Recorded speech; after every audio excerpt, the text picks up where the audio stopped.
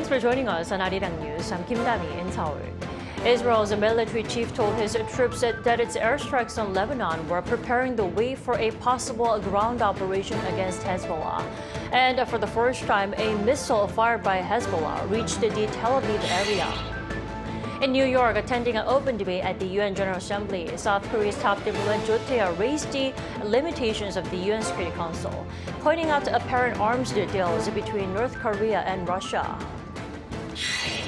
Russian President Vladimir Putin is broadening the list of conditions for the use of nuclear weapons, a move which is seen as an effort to discourage the West from allowing Ukraine to strike Russia with long-range weapons. Israel is on the brink of a potential ground operation against Hezbollah in Lebanon. Now, with the conflict escalating, the UN Security Council convened an emergency meeting on Wednesday local time. Our Kim Jong-sil starts us off. Israel's top general said on Wednesday that the military is preparing for a potential ground incursion into Lebanon.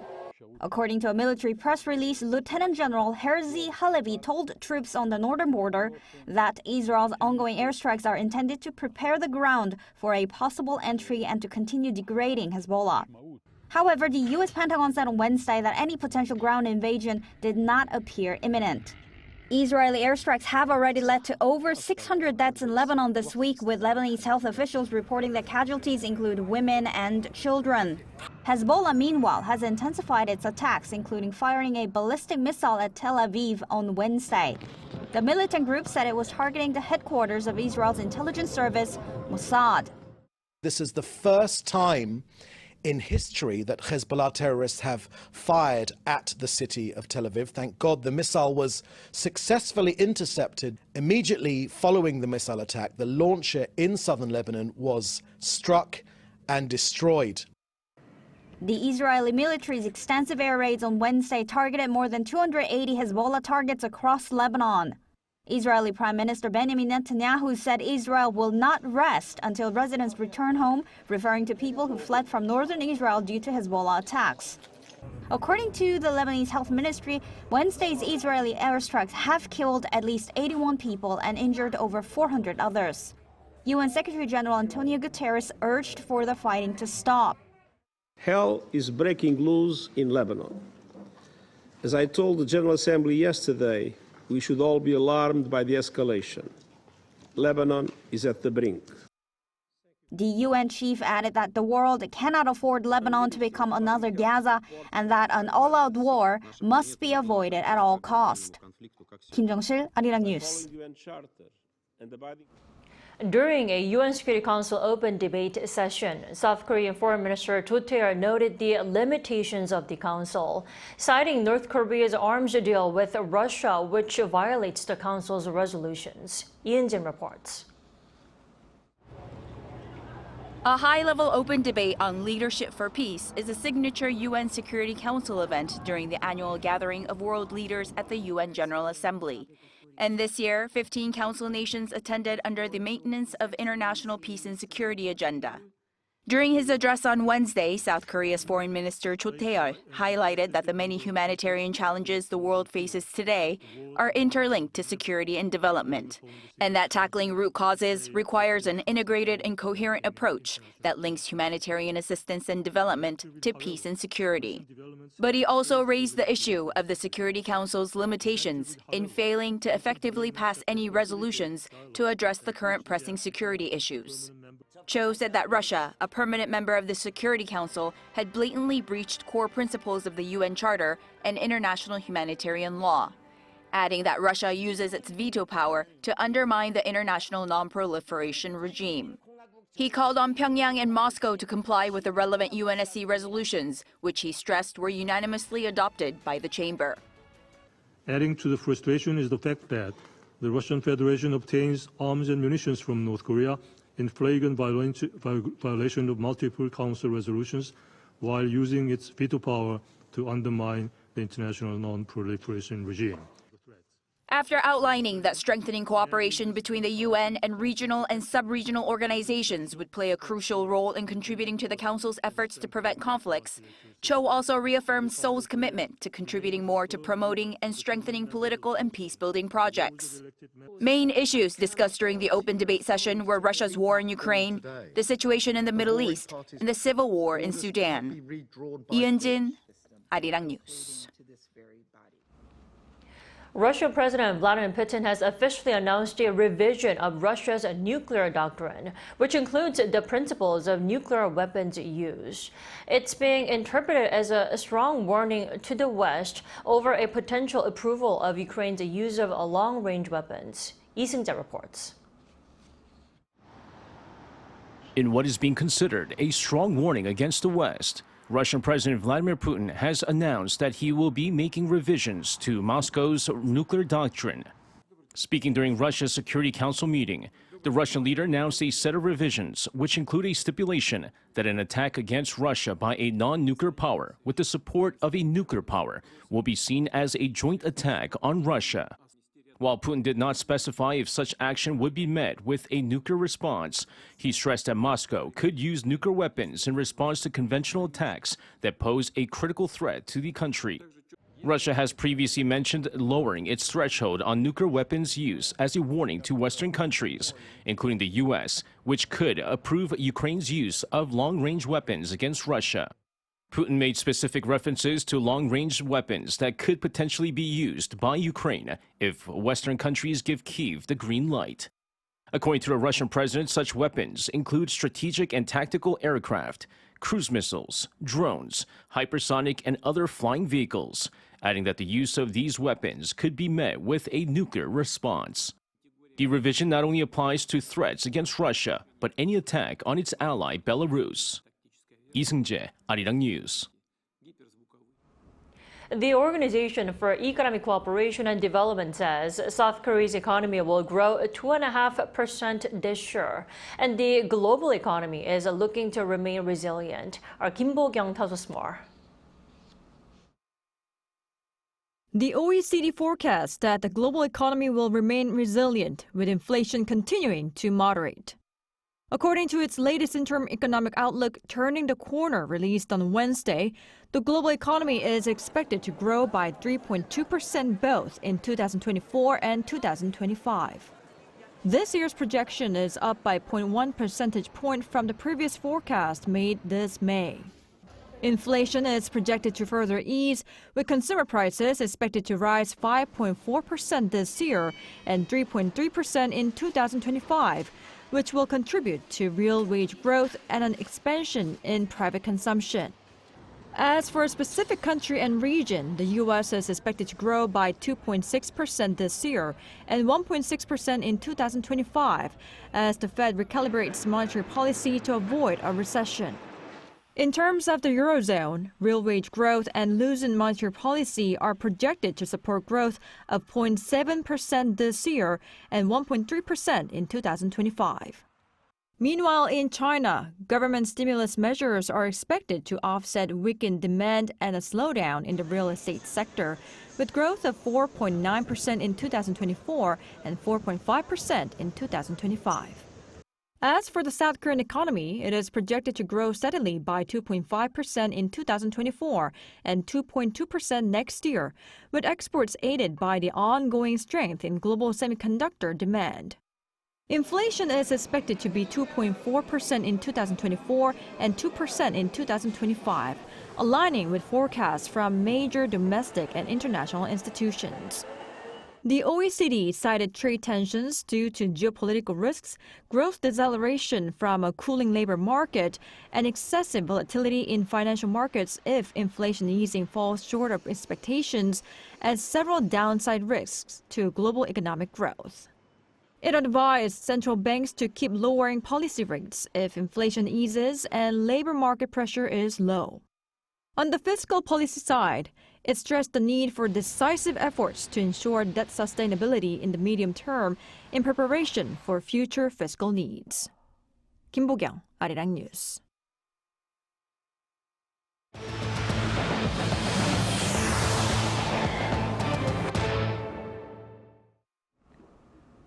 Lawmakers will discuss and vote on 70 livelihood bills at the National Assembly this afternoon, including one that outlines the penalty for possessing and watching products of deepfake sex crimes. They will also vote on the revision to the existing Act on Equal Employment and Work-Family Balance, which extends the period of parental leave for after-birth child and for child care. The bills are expected to pass without issue as rival parties agree on their need. But tensions do remain as opposition aims to once again vote on several disputed agendas that were previously rejected by the president. President Yoon Suk-yeol has launched a National Committee for Artificial Intelligence to turn South Korea into one of the top 3 leading nations in the technology. Yoon's office said Thursday that he attended the inauguration ceremony of the Presidential Committee on AI, which will serve as the central body for establishing the nation's AI policies and vision. Chaired by the president, the committee consists of senior government officials and 30 experts in AI from the private sector. 국가인공지능위원회는 범국가적 혁신 역량을 하나로 모으는 민관 협력의 구심점입니다. 나라의 미래 명운이 걸린 AI 전환을 선두에서 이끌며 우리나라를 AI 3대 강국으로 도약시키는 견인차가 될 것입니다. Yoon also announced plans to establish a national AI computing center through joint public-private investment and encouraged further private sector investment in AI. Building on the country's strength in producing semiconductors, Yoon earlier this year pledged to invest some $7 billion into developing AI and AI chips as a future export industry. The government and the ruling People Power Party are taking steps to improve research conditions for STEM students and foster more talent in science and technology. They agreed on Thursday to introduce an annual scholarship of 5 million Korean won, or around $3,750 to 1,000 master's students from next year. The two sides decided to push for legislation aimed at improving administrative services for researchers and also introduce measures to prevent career disruptions for female researchers. The decisions came after President Yoon Suk-yeol introduced a stipend program in February to better support young scientists and researchers. Korea's largest hydrogen exhibition is in full swing this week to showcase the latest alternatives to fossil fuels amid the global campaign to reduce carbon footprints. Our Lee Soo-jin was there. In the global quest to create a low-carbon future, hydrogen energy is a crucial renewable resource for reducing emissions. And the latest hydrogen technologies are on display at the 5th H2 Mobility Energy Environment Technology Expo.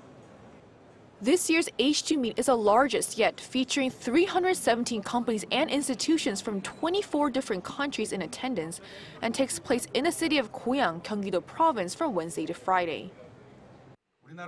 Our country, along with the private sector, is working to lead the global hydrogen economy. We aim to expand hydrogen-powered buses and trucks to meet larger-scale demand and steadily build infrastructure, such as liquefied hydrogen refueling stations. To back these initiatives, the government plans to have 660 hydrogen refueling stations by 2030, nearly doubling the current 332 nationwide. Expanding the availability of these stations is essential for commercializing hydrogen energy, which offers several advantages over electric vehicles. Hydrogen vehicles can charge within 5 minutes, unlike electric cars, and can travel longer distances. The event showcased gas tube trailers and liquid hydrogen tank trailers, which transport hydrogen to refueling stations. Gaseous hydrogen is designed for vehicles requiring rapid refueling, while liquid hydrogen is suited for heavy-duty applications such as long-distance trucks and buses. With the hydrogen market being projected to grow significantly as adoption of renewables becomes more widespread, local companies such as Hyundai Motor have already begun developing their own hydrogen value chain. hydrogen value chain business brand that spans from hydrogen production, storage, transportation, and application. And we are leveraging our group's affiliates, technologies, and business cases.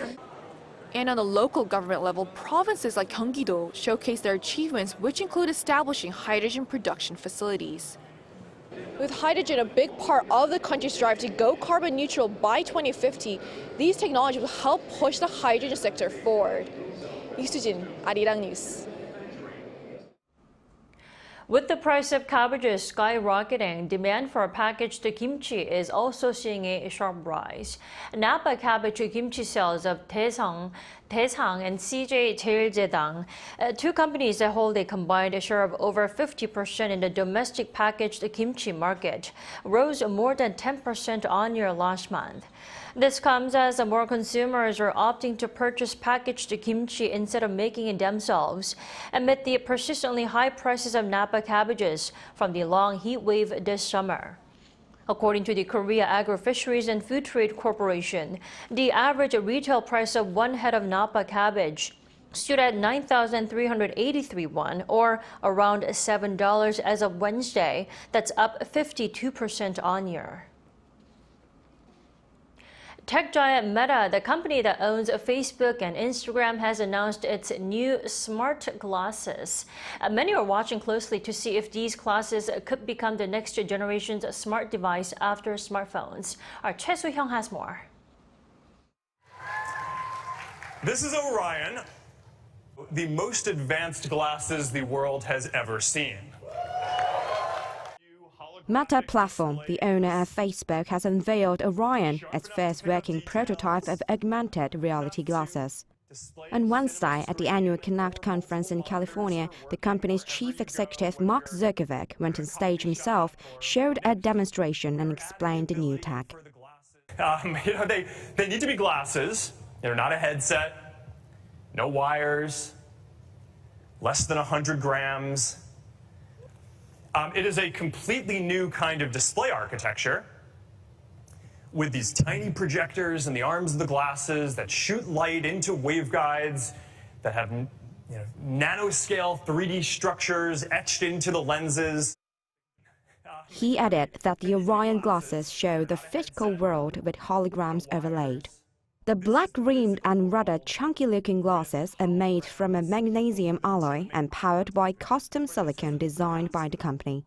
Zuckerberg says the glasses allow users to send text messages, make video calls, and watch YouTube by interacting through hand tracking, voice commands, and wrist-based neural interface.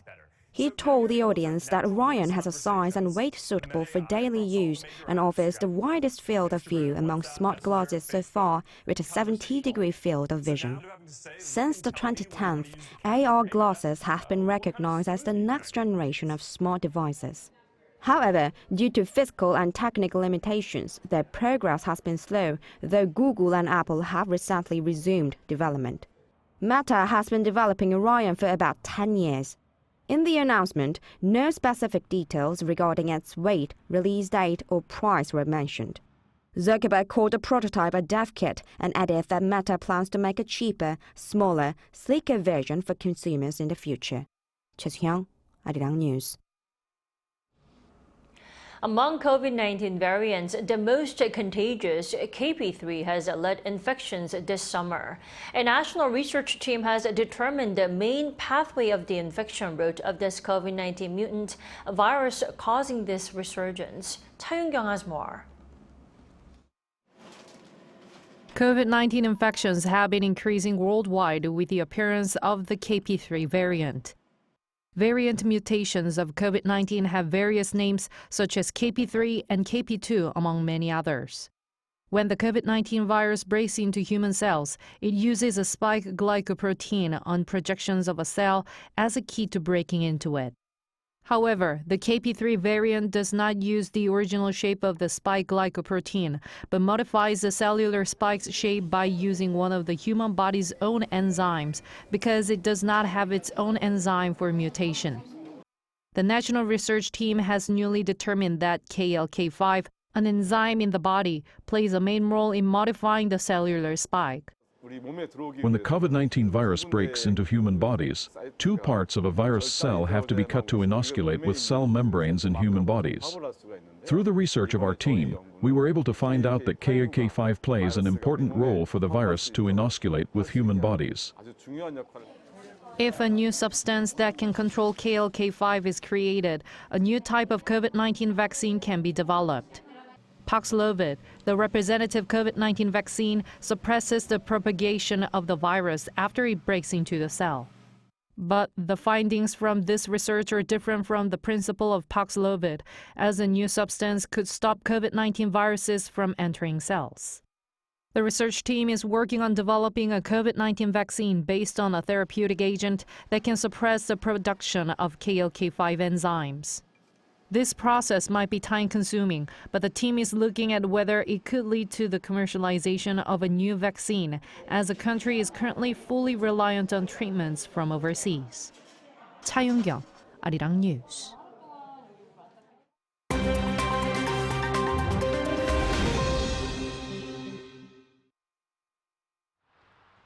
Let's take a look at the latest news in the world now. We begin today in France, where the murder of a 19-year-old female student last weekend in an exclusive Paris neighborhood by an immigrant has fueled new calls from the French right to toughen immigration laws. The body of the woman named Philippine was found in a West Paris park on Saturday. Her suspected killer, a 22-year-old Moroccan man identified by the French media as Taha O, was arrested in Geneva on Tuesday, where he currently awaits deportation to France. According to Le Monde newspaper, Taha O was due to be expelled from France after serving 5 years in prison for raping a student in 2019. He was set free on September 3rd, but administrative issues and delays meant he was able to disappear before deportation paperwork was finalized. France's far-right RN party's president, Jordan Bardella, said that a migrant who had no right to remain in the country was able to offend again with total impunity. He called the justice system too lenient and called on the government to act. France's new Interior Minister, Bruno Retailleau, said on X social media that it is up to the public officials to change France's legal arsenal in order to protect its people. Next to Mexico, where protesters threw firecrackers at the Mexican Senate building on Tuesday in a demonstration to seek justice for students who were abducted from a teachers' college in Mexico's Guerrero state 10 years before. The remains of only 3 students were subsequently returned to families following the tragic events of September 26, 2014, when 43 students from the Ayotzinapa Rural Teachers College disappeared, reportedly kidnapped by corrupt police officers working with a local drug cartel, with later evidence pointing to involvement by the Mexican army as well. In 2022, the Mexican government said there was no evidence of survivors and declared the case a state crime. However, the families continued to hold on to hope for the victims' return or for the truth to be uncovered and justice to be served. Supporters of the LGBTQ+ community gathered in central Bangkok on Wednesday to celebrate the Thai king's royal endorsement of a same-sex marriage law. The event included a variety of rainbow-colored performances, with attendees lying down to write their wishes on a white canvas. Earlier this year, the Thai parliament passed a marriage equality bill, making the country the first in Southeast Asia and the third in Asia to recognize homosexual marriage. Royal endorsement was finally published in the official Royal Gazette late on Tuesday, allowing the bill to come into force in 120 days on January 22, 2025. Kimchi, Arirang News.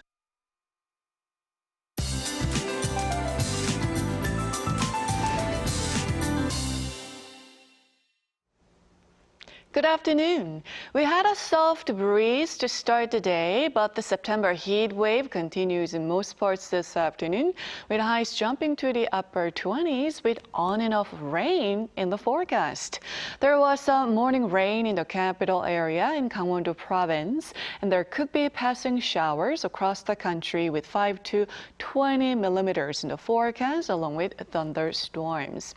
Now, afternoon temperatures could be 2 to 4 degrees higher than normal warms. Seoul gets up to 27 degrees, but southern provinces could be much warmer, with Daegu and Jeju topping out at 29 degrees Celsius this afternoon. Air quality will be good nationwide all day today. Sunny skies return just in time for the weekend, but the East Coast could see showers with easterly winds. Then we can finally put away those summer clothes this weekend, as the hotter days will slip away next week, with rain bringing cooler air to the country. That's Korea for you, and here's a look at the international weather conditions.